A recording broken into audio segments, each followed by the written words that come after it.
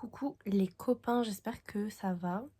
Je me suis dit aujourd'hui que j'allais vous parler d'un sujet un peu intéressant, je pense, pour tout le monde, étant donné que je vais parler d'amour propre aujourd'hui.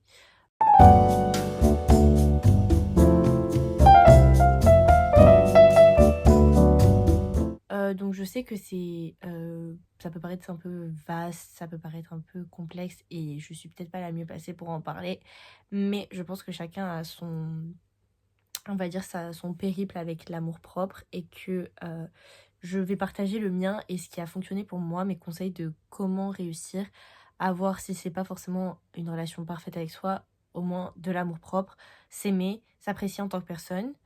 Donc qu'est-ce qui m'a fait penser à ce sujet? Je pense que c'est le passage à mes 21 ans. Quand je suis passée à mes 20 ans, j'ai décidé de faire une sorte d'œuvre d'art, on va dire, pour me représenter ce que j'avais ressenti quand j'ai passé mes 20 ans, parce que à mes 20 ans, j'ai eu cette sensation de totale paix avec moi-même. Genre, je me sentais vraiment complètement en paix avec moi-même et d'amour fort, hyper fort pour moi-même, comme je pouvais ressentir pour d'autres personnes de mon entourage, etc.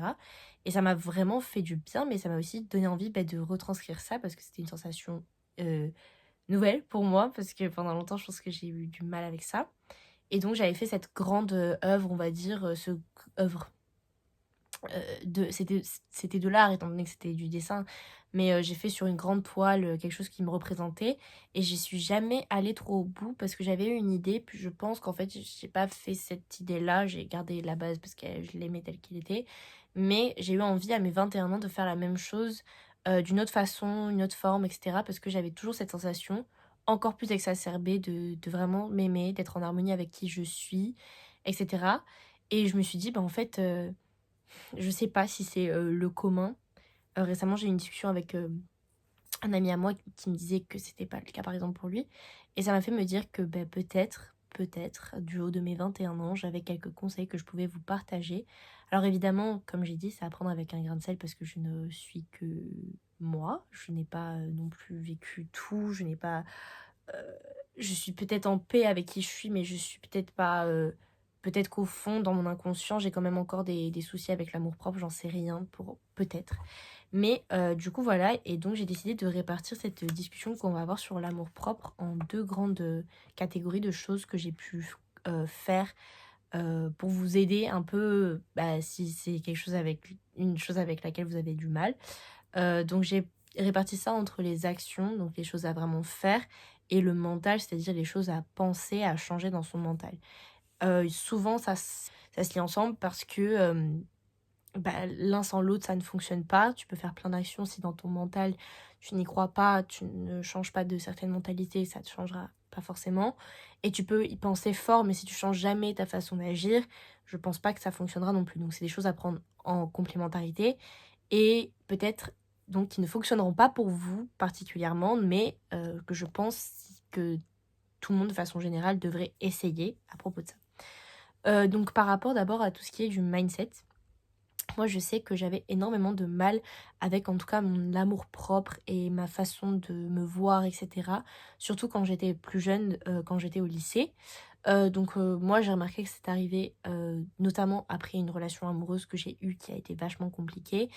Hem et après ça, j'ai dû faire du travail sur moi, parce que j'ai remarqué, genre 2 ans après cette relation, que j'avais vraiment un problème avec l'image que j'avais de moi-même, que je me trouvais pas belle, que je me trouvais pas intéressante, pas intelligente. Enfin, en tout cas, dès que je le trouvais, je trouvais aussi des défauts et des choses à redire, et c'était surtout par rapport à mon physique que j'avais du mal. J'ai vraiment eu du mal à m'accepter telle que j'étais, et donc c'était aussi en lien avec cette relation, parce que la personne avec qui j'étais avait beaucoup de fois souligné des complexes, ou on avait créé d'ailleurs, by the way. Voilà, et donc ça avait été dur pour moi de me détacher de ça. Donc je pense que la première chose que j'ai commencé à faire, c'est de me gaslight complètement. Genre je me suis complètement manipulée toute seule, et je me suis dit, parce que j'avais remarqué que la façon dont je me voyais était vraiment trop trop trop toxique et négative, parce qu'on peut être en introspection et se voir d'une façon différente, etc., et voir ce qui ne va pas chez nous, sans pour autant en devenir dans un rapport malsain avec soi-même. Et moi, j'étais clairement dans un rapport malsain avec moi-même. Et donc, j'ai essayé de me manipuler complètement. C'est-à-dire que je me suis dit que j'allais me faire croire à moi-même que c'était faux, que c'était pas vrai, que j'aimais pas toutes ces choses à propos de moi et que toutes les choses que je n'aimais pas, je les aimais. Et en fait, ça a fonctionné avec le temps. C'est-à-dire que, par exemple, enfin, c'est des choses vraiment stupides, mais c'est pas grave, je m'expose comme ça, vous vous sentez en sécurité et vous pouvez me parler aussi. Mais c'était des choses un peu stupides sur lesquelles j'avais des complexes. Maintenant, je le trouve. Avant, pour moi, c'était normal que je complexe sur ça. Mais j'avais des complexes beaucoup sur mon duvet ici. Parce que comme je suis très brune, bah, ça se voit. Donc voilà, j'avais beaucoup de complexes par rapport à ma pilosité, on va dire, de façon générale. J'avais des complexes à propos de mon corps, mes cuisses. Je les trouvais trop grosses. Mon ventre, je le trouvais trop gros. Ou ma bouche, à un moment donné, je la trouvais trop grosse aussi. Il y avait quoi d'autre? Par exemple, mes pieds. Et du coup, pour me manipuler un peu, enfin pour me ces trucs dont je vous parle, donc d'essayer de me manipuler, j'ai commencé à me dire qu'au contraire, les pieds petits, c'était pas beau. Et depuis, je suis vraiment convaincue que les pieds petits, c'est pas beau. Et je trouve vraiment pas ça beau. Et donc, indirectement, maintenant, je trouve que les pieds grands, c'est pas beau particulièrement, mais c'est pas moche. Et du coup, ça a changé mon mindset par rapport à ça. Ou bien la pilosité, je suis en mode, bah en fait, tout le monde a des poils, c'est humain, et je veux dire, les gens qui n'ont pas de poils, je trouve ça bizarre, vous voyez ce que je veux dire? Donc j'ai changé mon mindset par rapport à ça en me manipulant, entre guillemets. Et du coup, ça, c'était une des choses qui a marché parce que c'était donc à la fois dans l'action, mais surtout dans la façon de penser. Dès que je me prenais à penser ces choses-là à propos de moi, directement, je changeais la narrative en disant non, c'est faux et c'est l'inverse. Et ça a fonctionné avec le temps parce que actuellement, comme je vous dis, il y a ces choses-là, je les pense sincèrement, je sais même pas, genre je me mens ou quoi à moi-même. À force d'avoir pendant des années, du coup, fait ce truc de c'est faux, c'est l'inverse, c'est l'inverse, c'est l'inverse, bah, sincèrement, maintenant, je suis en mode ouais, bah, je trouve vraiment pas ça beau, les pieds petits et tout. Donc voilà, c'est un peu drôle, mais ça fonctionne vraiment. Et du coup, j'ai aussi donc changé la façon dont je me parlais à moi-même. Je trouvais que j'étais vachement trop, dure avec moi-même. Sur certaines choses, je remarquais tous mes défauts. Dès que j'agissais d'une certaine façon, je prenais une mauvaise décision, un truc que je disais qui était un peu trop méchant, et cetera, j'allais de suite me juger. Et je pense que l'introspection est nécessaire, il faut se remettre en question, mais le jugement, n'apporte pas grand-chose parce que juger, ben, c'est complexe. Je pense que personne ne peut juger qui que ce soit, même soi-même. Et plutôt que donc de passer par le jugement, j'ai changé la narrative en parlant encore une fois d'une autre façon et en parlant comme j'aurais parlé à une amie. Ça, c'est un truc qui m'a pris du temps à faire parce que c'est vraiment compliqué. Mais par exemple, au lieu de me dire, bah, dans un lendemain de soirée, mettons, où t'as bu un peu et t'as fait des trucs, et tu dis, oh non, j'ai fait des trucs affreux, horribles, alors qu'en vrai, t'étais pas si bourré, ou même si tu l'étais, tout, voilà. Au lieu de me dire, c'était affreux, c'était horrible, je me parle comme si c'était une amie qui me racontait et je me dis, bah, c'est pas la fin du monde et tu t'es juste amusé et voilà. Genre, par exemple, mais c'est comme ça sur beaucoup d'autres choses, ou genre, ah ben j'ai fait le choix de parler comme ça à cette personne et au lieu de me dire c'était horrible, pourquoi j'ai dit ça, je me dis bah sur le moment c'est tout ce que j'avais comme ressource pour m'exprimer avec cette personne. Donc même si c'est pas fou d'avoir fait ça, je ne le referai pas. En attendant, c'est pas la fin du monde. Genre essayer d'être plus nuancée dans mes propos avec moi-même m'a beaucoup aidé. Ensuite, euh, j'ai aussi essayé de changer mon rapport, donc comme je vous ai dit, c'était beaucoup par rapport à mon corps, un peu par rapport à ma personnalité. Donc par rapport à ça, j'ai essayé de aussi changer la voix dans ma tête. Donc je vous ai dit, je la coupais quand c'était certaines choses. Mais aussi, j'avais l'impression que donc moi, cette voix dans ma tête, c'était plus vraiment la mienne, c'était la voix de certaines personnes. Donc par exemple, la personne que j'avais fréquentée, ses amis, etc., qui avaient des avis tranchés sur tout, c'est-à-dire que si tu faisais ça, c'était pas cool, si tu faisais ça, c'était cool, si tu t'habillais comme ça, c'était pas cool, etc., etc. Et cetera. Et pendant des années, j'ai senti, je ne savais, enfin, je me rendais pas vraiment compte parce que j'étais un peu en automatisme, mais je vivais à travers ces attentes-là de ces gens-là, et je pense par extension d'autres personnes, de la société, etc. Et je faisais pas plein de choses que je voulais faire pour moi. J'écoutais pas certaines musiques, je m'habillais pas d'une certaine façon, je faisais pas mes cheveux d'une certaine façon, je me faisais pas de piercing, pas de tatouage, etc. J'étais aussi plus jeune, mais bon, bref, voilà. Et j'ai remarqué ça en allant en thérapie, qui est d'ailleurs un point sur lequel je vais venir, que en fait, c'était pas moi qui me disais de pas faire ces choses-là, et que j'avais envie de faire ces choses-là, et que je ne les faisais pas par peur du regard de ces gens, certains qui n'étaient plus dans ma vie, ou qui l'étaient, mais qui n'étaient plus activement dans ma vie, et d'autres personnes, de genre on va dire, le regard des gens de façon générale. Et donc, au lieu de prendre cette voie-là, j'ai commencé à mettre la mienne et faire les choses pour moi, faire les choses pour moi et non pas pour plaire aux autres, ce qui est assez compliqué. Et je suis passée par des trucs, du coup, j'ai fait des choses où je me suis vraiment mis hors de ma zone de confort pour après savoir juger qu'est-ce que je veux faire ou non. Donc par exemple, mettre des habits que je trouvais un peu sympas, j'étais pas sûre, mais qui étaient très originaux, histoire de avoir les balls après pour faire le reste et quand ça me plairait vraiment. Et dès que j'étais pas sûre, mais je pensais que ça me plaisait un peu, je le faisais. Tant que ça me mettait pas en danger, évidemment. Que voilà, j'ai fait ça et ça a vraiment marché pour le coup. Et par rapport à ça, ben du coup, j'ai aussi vu une psy, comme j'ai dit. Donc, voir une psy, ça m'a énormément aidée. Et je pense que pour guérir de toutes ces choses-là, de sa façon de se percevoir, etc., il faut voir une psy parce que moi, ça m'a permis de faire des liens et de comprendre. Et personnellement, je ne sais pas par rapport à vous, mais sans comprendre les choses, ça m'est impossible de les changer parce que j'ai ce besoin de comprendre pourquoi je fais certaines choses, pourquoi est-ce que j'agis d'une certaine façon pour moi ou pour les autres. Pour les autres, c'est plus compliqué parce qu'on n'a pas toujours les réponses, mais pour soi, on peut avoir les réponses. Et ces réponses-là, les trouver tout seul, c'est niveau impossible du challenge. Donc, je recommande à n'importe qui de faire une thérapie.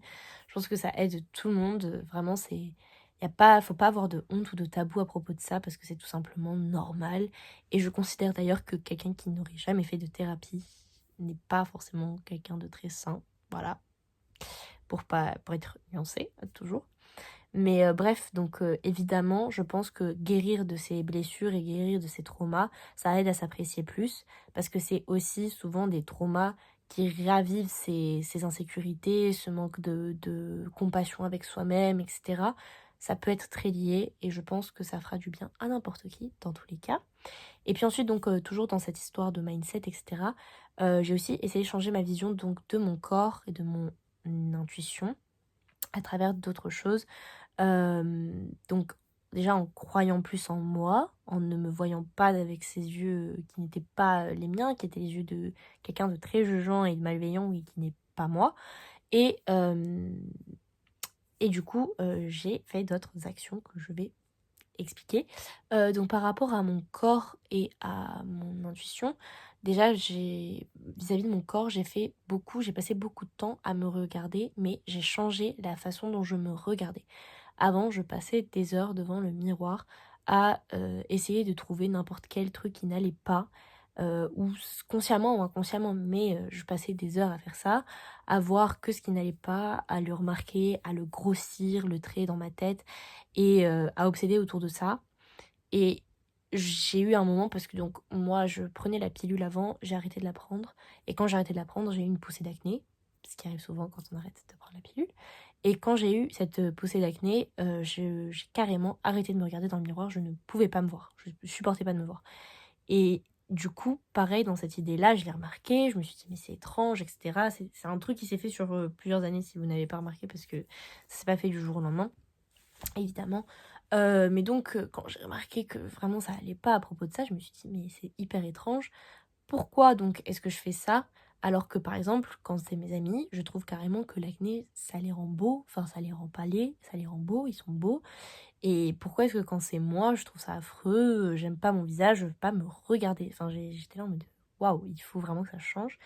Et du coup, pareil, je me suis encore manipulée par rapport à l'acné, genre j'étais en mode mais en fait, c'est trop beau et c'est comme plein de petites étoiles sur mon visage et je regretterai qu'elles soient parties quand elles seront parties et ça partira un jour et de toute façon, je peux rien y faire.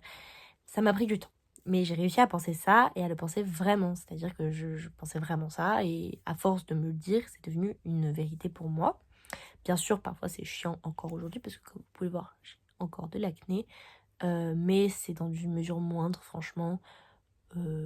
Parfois ça m'énerve quand c'est des kystes parce que ça fait mal. Mais sinon, c'est pas ma priorité, quoi. J'ai d'autres choses qui me sont plus importantes à propos de moi que mon acné. Donc voilà. Et du coup, j'ai changé la façon dont je me regardais. Donc au lieu de passer autant de temps sur ces choses qui me déplaisaient ou de ne plus me regarder, je me regardais. Je passais énormément de temps à me regarder, genre tout mon corps nu, après ma douche, etc. Genre quand je le pouvais. Et à remarquer les choses que j'appréciais. Et les choses que j'appréciais, je les ai exacerbées avec certains outils. Par exemple, quand je me maquille maintenant, mes grains de beauté que j'aime, je les repasse un petit peu pour qu'ils se voient un peu plus. Ou mon nez, j'aime bien la forme ici, je repasse un peu plus aussi avec un fard, un truc comme ça. Et comme ça, par exemple, moi je me maquille jamais l'acné parce que je maquille le reste que j'aime. Donc mes joues, par exemple mes pommettes, j'aime bien mes pommettes, donc je vais les rendre plus présentes, plus voyantes. Mes yeux, j'ai appris à les aimer aussi, à les maquiller d'une certaine façon par exemple, aujourd'hui, voilà. Et tout ça, ça fait que du coup je me concentre sur ces choses-là sur mon visage, je détourne mon regard des choses qui me déplaisent sur d'autres choses, et pareil pour mon corps. Pour mon corps, j'ai commencé juste à... Mais je sais pas trop exactement ce qu'il y a eu par rapport à mon corps, je pense que c'est sûrement l'accumulation de tout ce que je viens de dire. Mais j'ai vraiment eu un moment où ça s'est arrêté, c'est le genre de complexe à vraiment tout regarder. Je me suis juste dit que j'étais très belle comme j'étais, je n'avais pas besoin de changer. Et j'ai exacerbé certaines choses que j'aime. Par exemple, j'aime mes hanches. Et je me suis rendu compte que ma taille était marquée, contrairement à ce que je pensais pendant longtemps.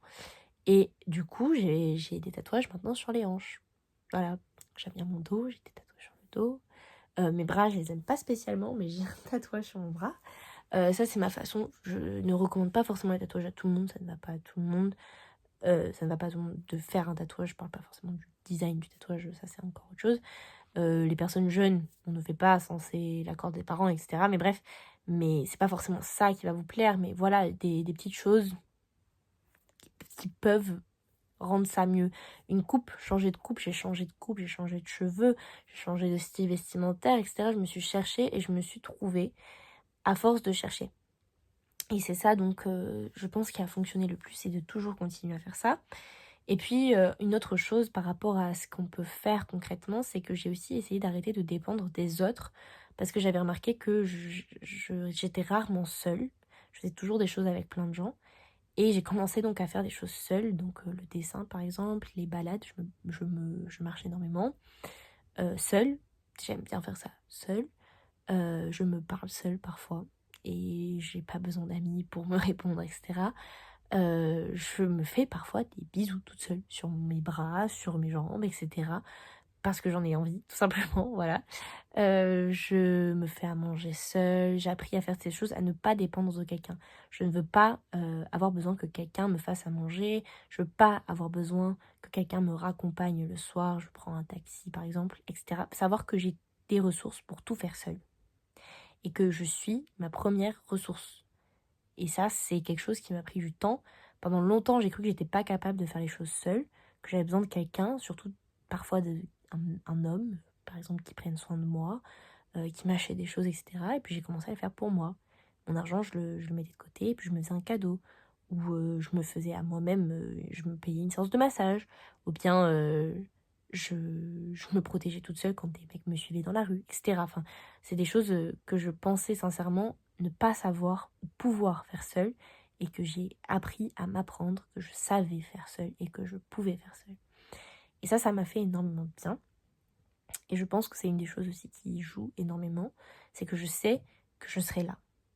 Que si ça se passe mal avec mes amis, Dieu m'en préserve, ma famille, Dieu m'en préserve aussi, et mes amours, je n'en ai pas, je sais que j'aurai moi.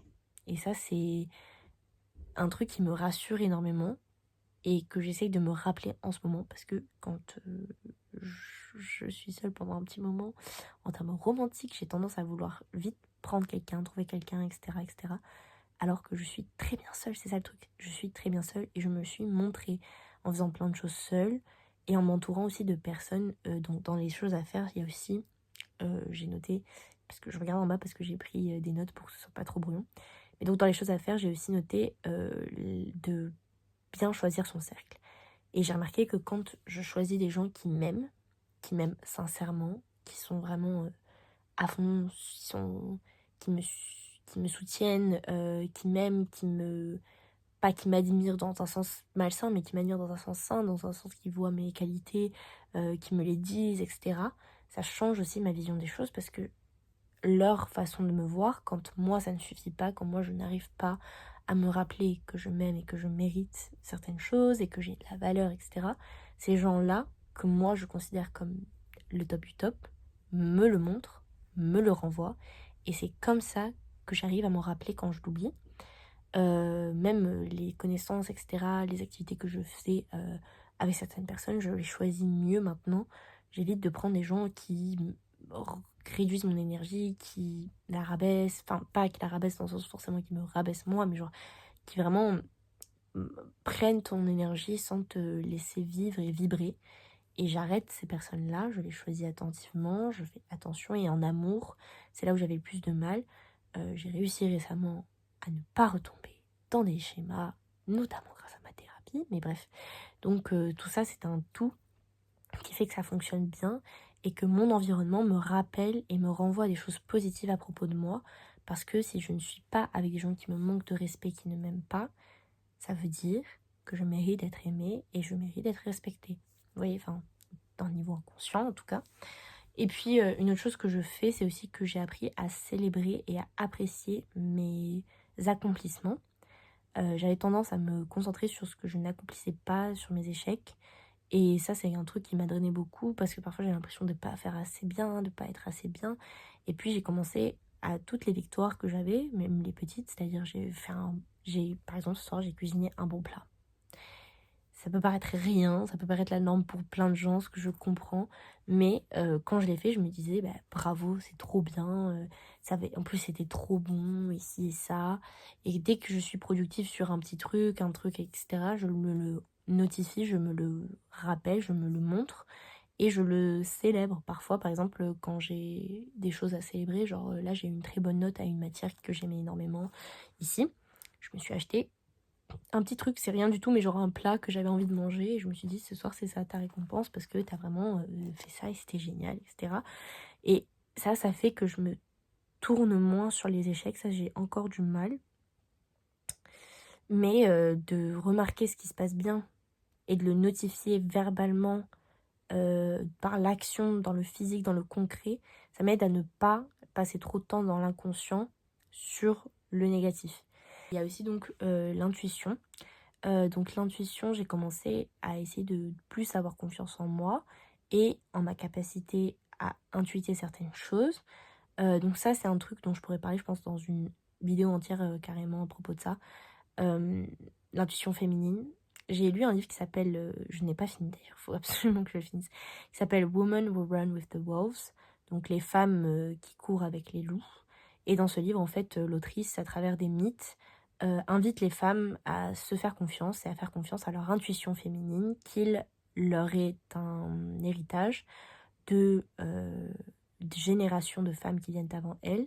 Et elle l'exprime d'une façon très belle avec une métaphore filée pendant toute l'œuvre, où elle parle du fait que l'intuition féminine se trouve non pas dans le ventre, dans l'esprit, mais se trouve bien dans les os. Donc avec cette idée de patrimoine génétique, etc. Et c'est extrêmement beau, extrêmement bien fait, très pratique et très concret. Donc j'invite absolument toutes les femmes à lire ça. Mais ça peut parler aussi à des hommes d'ailleurs.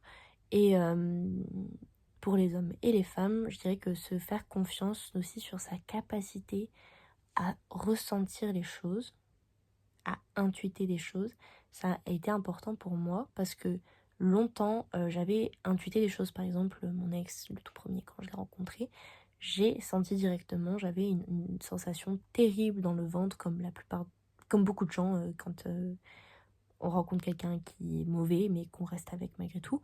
Et je suis restée, donc malgré tout j'ai fait taire ce truc en me disant que c'était pas vrai, que c'était pas une vraie intuition. Ou bien des gens que je sentais vicieux, que j'ai l'impression qu'ils pouvaient me nuire, etc., qui m'ennuient, et je ne me suis pas écoutée, je suis restée proche d'eux. Et maintenant, j'essaye de donner plus de visibilité à cette voix sans qu'elle soit de l'anxiété, qu'elle reste de l'intuition. Donc que ce soit pas une boule au ventre, mais vraiment un truc que je ressens et que je sais qui est vrai, que je ne peux pas forcément expliquer, montrer, démontrer, prouver, que je sais qu'il est vrai et que j'ai pas besoin de montrer à qui que ce soit à part à moi-même.